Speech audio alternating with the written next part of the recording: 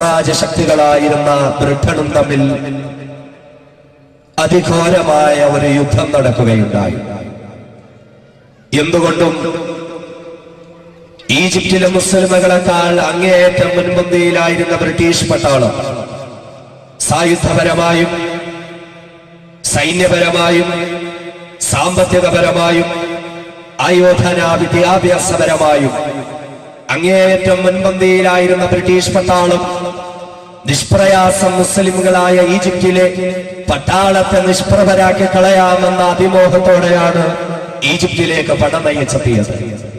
എന്നാൽ ബ്രിട്ടീഷ് പട്ടാളത്തെ മാത്രമല്ല, ലോകത്തെ മുഴുവനും അതിശയിപ്പിച്ചുകൊണ്ട്, ലോകത്തെ മുഴുവനും അമ്പരപ്പിച്ചുകൊണ്ട് ശക്തന്മാരായിരുന്ന ബ്രിട്ടീഷ് പട്ടാളത്തെ ഈജിപ്തിലെ മുസ്ലിം പട്ടാളം നിഷ്പ്രയാസം നിഷ്പ്രഭരാക്കിക്കൊണ്ട് നിസ്സാരരായി പരാജയപ്പെടുത്തുന്ന കാഴ്ചയാണ് ലോകത്തിന് കാണാനും അറിയാനും ശ്രമിക്കാനും കഴിഞ്ഞത്. ലോകം മുഴുവനും ചർച്ചയായി ഈജിപ്തിലെ മുസ്ലിമുകൾക്ക് വിജയം നേടിക്കൊടുത്തതിന്റെ പിന്നിൽ പ്രവർത്തിച്ച പരമമായ അപാരമായ ആ ശക്തി ഏതാണ്? ഈജിപ്തിലെ മുസ്ലിമുകൾക്ക് വിജയം നേടിക്കൊടുത്ത ആ മഹാത്ഭുതം ഏതാണ്? ലോകമെങ്ങാടും ചർച്ചകൾ കൊടുമ്പിരികൊണ്ടിരിക്കുമ്പോൾ 1800-കളിലെ ബ്രിട്ടീഷ് അധോസഭയിലെ പ്രധാനമന്ത്രിയായിരുന്ന മിസ്റ്റർ ഗ്ലാഡ്സ്റ്റോൺ ഒരു പഠന സംഘത്തെ നിയോഗിച്ചുകൊണ്ട് ബ്രിട്ടനിൽ നിന്നും ഈജിപ്തിലേക്ക് യാത്രയയക്കുകയുണ്ടായി. ദിവസങ്ങളോളം ആ പഠന സംഘം ഈജിപ്തിലെ മുസ്ലിമുകൾക്കിടയിൽ താമസിച്ചുകൊണ്ട് പഠനം നടത്തുകയാണ്. മുസ്ലിമുകൾക്കിടയിൽ താമസിച്ചുകൊണ്ട് അവരുടെ ജീവിത നിലവാരം അവർ പഠന വിധേയമാക്കുകയാണ്. ദിവസങ്ങൾ പലത് കഴിഞ്ഞു. അവസാനം ആ പഠന സംഘം അവരുടെ റിപ്പോർട്ടുമായി ബ്രിട്ടനിലേക്ക് മടങ്ങി വരികയാണ്. അങ്ങനെ 1888-ൽ ബ്രിട്ടനിലെ അധോസഭയിൽ എഴുന്നേറ്റ് നിന്നുകൊണ്ട് അന്നത്തെ പ്രധാനമന്ത്രിയായിരുന്ന മിസ്റ്റർ ഗ്ലാഡ്സ്റ്റോൺ ലോകത്തെ മുഴുവനും അഭിസംബോധന ചെയ്തുകൊണ്ട് പ്രഭാഷണം നടത്തുകയാണ്. അദ്ദേഹത്തിന്റെ പ്രഭാഷണത്തിൽ അദ്ദേഹം സൂചിപ്പിക്കുകയുണ്ടായി, ഈജിപ്തിലെ മുസ്ലിമുകൾ ബ്രിട്ടീഷ് പട്ടാളത്തെ നിസ്സാരരാക്കി നിഷ്പ്രഭരാക്കിക്കൊണ്ട് പരാജയപ്പെടുത്തിയെങ്കിൽ ബ്രിട്ടീഷ് പട്ടാളത്തിന്റെ കൈവശമില്ലാതെ പോയ ഏതെങ്കിലും ആയുധങ്ങൾ മുസ്ലിമുകളാകെ ഈജിപ്ഷ്യൻ പട്ടാളത്തിന്റെ കൈവശം ഉണ്ടായിരുന്നതിന്റെ പേരിലല്ല അവരെ നമ്മളെ പരാജയപ്പെടുത്തി കളഞ്ഞത്.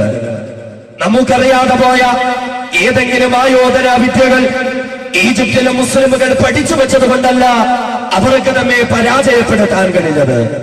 നമുക്ക് സഹായം നൽകാതിരുന്ന ഏതെങ്കിലും അയൽ രാജ്യങ്ങൾ ഈജിപ്ഷ്യൻ മുസ്ലിമുകൾക്ക് സഹായം കൊടുത്തത് കൊണ്ടല്ല അവർക്ക് നമ്മെ പരാജയപ്പെടുത്താൻ കഴിഞ്ഞത്.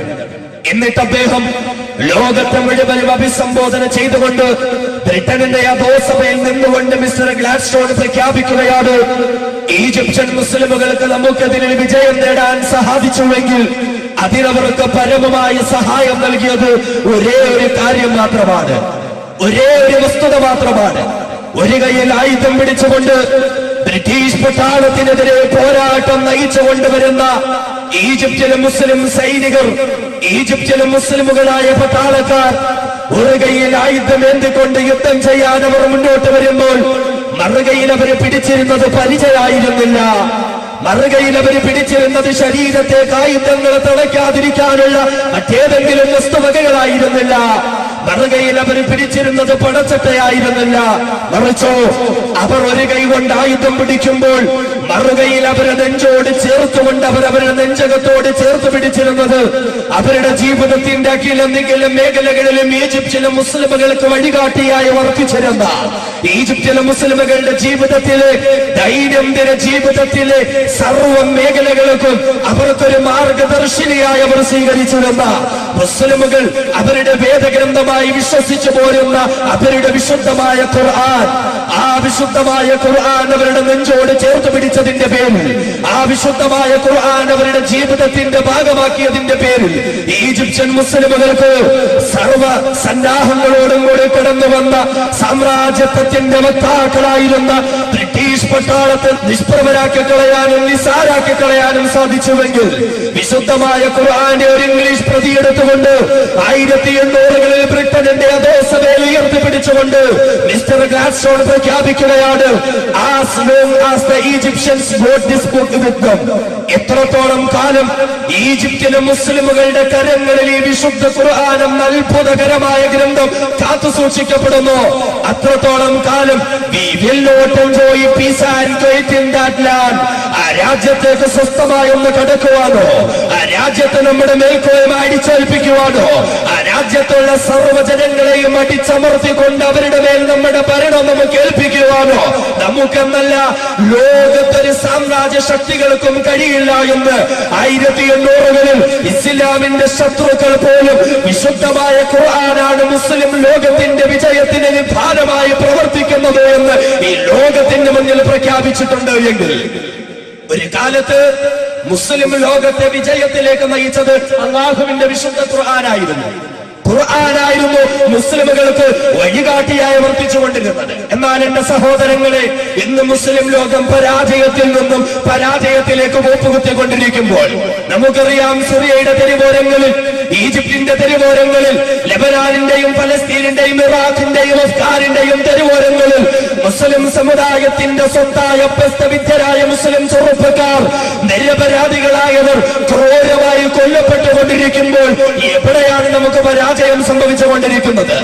നാം താമസിക്കുന്ന ഇന്ത്യ രാജ്യത്ത് പോലും ആരാധനാലയങ്ങൾ തല്ലി തകർത്ത് തരിപ്പണമാക്കിക്കൊണ്ടിരിക്കുമ്പോൾ മുസ്ലിം നിരപരാധികളായ ചെറുപ്പക്കാർ ചെയ്ത കുറ്റം എന്താണ് എന്ന് പോലും അറിയാതെ വിചാരണ പോലും നിഷേധിക്കപ്പെട്ടുകൊണ്ട് അവരുടെ ജീവിതത്തിന്റെ ഒരു വലിയ സ്വത്തായ യൗവനത്തിന്റെ അമൂല്യമായ നിമിഷങ്ങൾ പോലും കാരാഗൃഹത്തിലെ ഇരുമ്പടിക്കുള്ളിൽ അവർക്ക് ഹോമിക്കപ്പെടേണ്ടി വരുന്നുവെങ്കിൽ എവിടെയാണ് മുസ്ലിം സമുദായത്തിന് തെറ്റുപറ്റിയത്?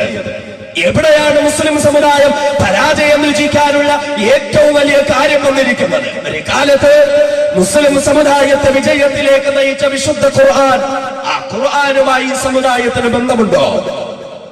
വിശുദ്ധമായ ഖുർആനുമായി ഈ സമുദായത്തിന് ബന്ധമുണ്ടോ? എന്റെ സഹോദരങ്ങളെ, ഞാൻ നിങ്ങളും ഒന്ന് ചിന്തിക്കണം.